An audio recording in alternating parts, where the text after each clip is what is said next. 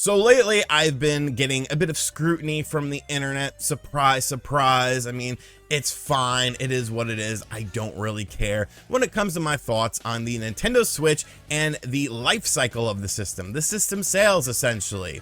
Of course, in the NPD numbers, which of course tracks the hardware sales for the United States, the past 2 months up until October, Nintendo was actually losing to PlayStation. And a lot of people said, oh, well, that's not a big deal, you know, that's fine. Nintendo will bounce back this holiday season. Maybe there was some underlying issue as to why they didn't sell that many. And I said, okay, I mean, maybe that is a reason. I guess we can try to justify something, but I mean, at the end of the day, it is what it is. The numerical data is right there in front of you, and they did not sell as much as the PlayStation 5.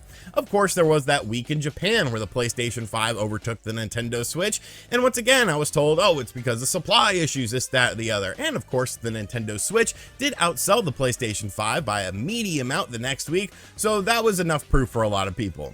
Okay, that's fine. Like, I'm not saying it's doom and gloom for the system. I'm just simply saying that there are cracks in the foundation, and people sort of ran with that. You know, a lot of other YouTubers started using that in their videos and saying, oh, everything's fine. You know, there are no cracks in the foundation. Okay, that's fine. I don't care if you disagree with me. I am simply a person who looks at what's happening, who's been around video games for quite a while, and I share my thoughts on them. I share my opinions on them. When Nintendo came out during their Q2 fiscal year report and said essentially, hey, we're knocking 2 million system sales off from our projected number. We expected to sell 21 million, but now we're only going to sell 19 million. But that's because of semiconductor shortages. We're having problems getting components for the Nintendo Switch.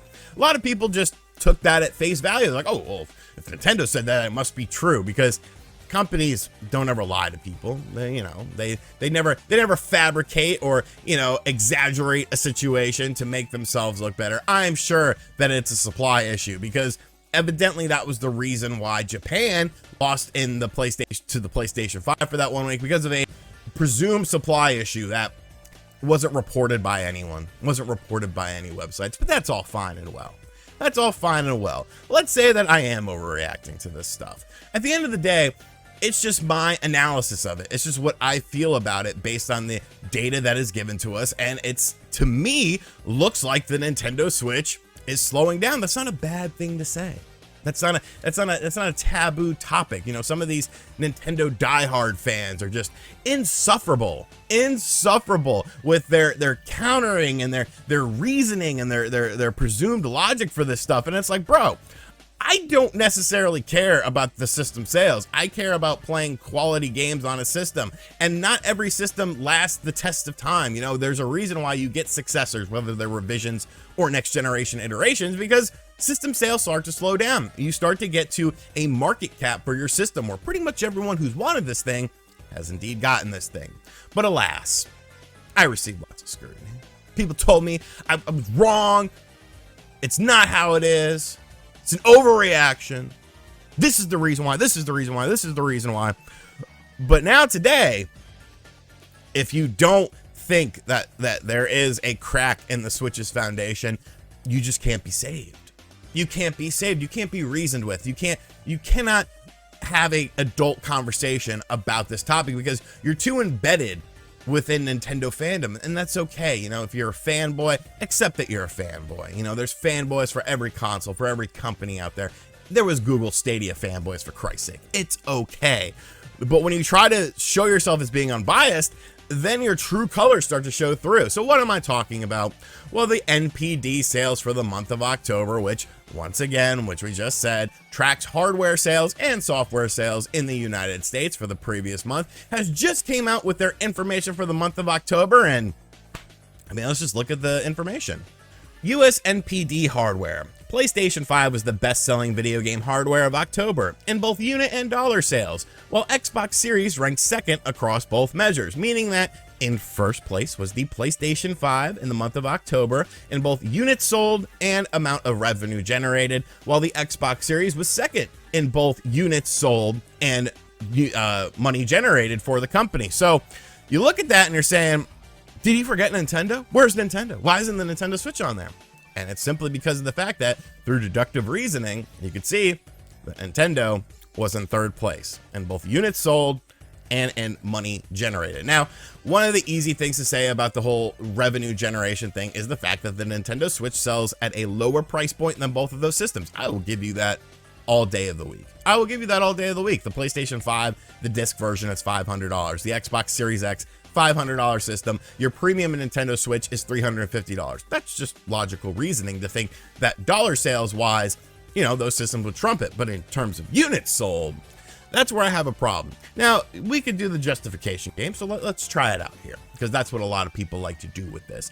The PlayStation 5. Okay, God of War Ragnarok just came out. If you have not played God of War Ragnarok and you own a PlayStation 4 or a PlayStation 5, what are you doing with your life? It is a fantastic game, and I'm the type of person who likes the older God of Wars a bit more than the modern stuff, because I'm not super into the deep father-son narrative of these stories, but the gameplay of the game is absolutely fantastic, and the story that it is telling is at least good enough to keep me interested. It feels like a big, high-budget game, and it definitely shows. So that would make sense that PlayStation would have a spark of system sales. Obviously, they're able to make more systems readily available. You're starting to see them in stores and stuff, and they had a big marquee release coming up in November. It makes sense to me.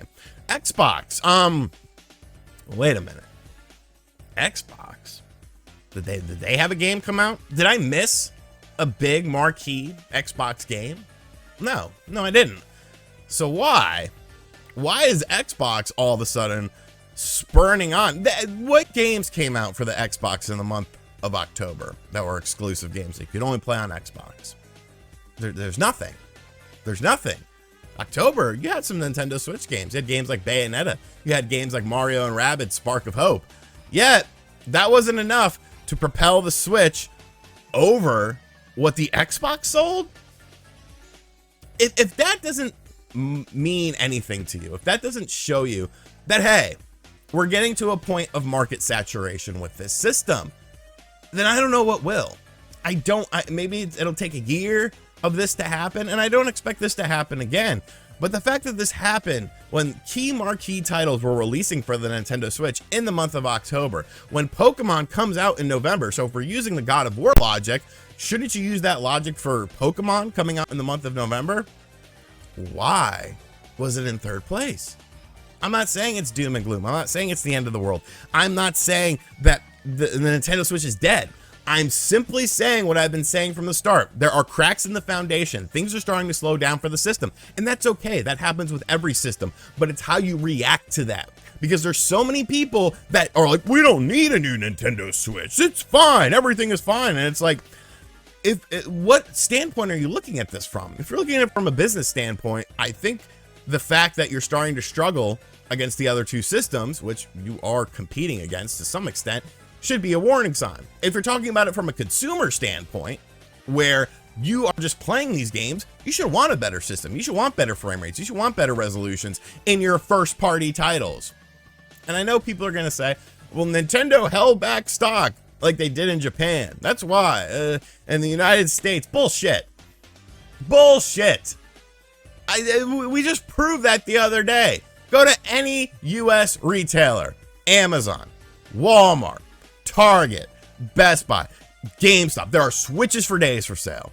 Go to your local Walmart. Go to your local Target. Every time Spawnwave goes to his local Walmart, he sends a picture of the Switch display, which is nice and full with OLED, Switch Animal Crossing systems, this, that, the other. It's okay that this is happening. The problem is people are not wanting to accept that this is happening, and it's bizarre to me. You don't have any financial investment in this company, okay? You should want this company to make a new system. You should want this company to make a system that's capable of playing games better than the way we're getting them. Are you satisfied with every third-party multi-platform game playing substantially worse on your console of choice? Like, most of y'all are adults here, all right? You control your own wallet. You control your purchases. Like, why would you not want something better? I don't get it. I don't get it. And it's just, it really what it boils down to is fanboyism. There are people that, you know, dedicate their lives to defending a company on the internet because obviously something is missing from their own personal life. I have favorite brands of stuff. Everyone has favorite brands of stuff. I do enjoy talking about Nintendo stuff because at the end of the day, I probably like them a little bit more than the other companies.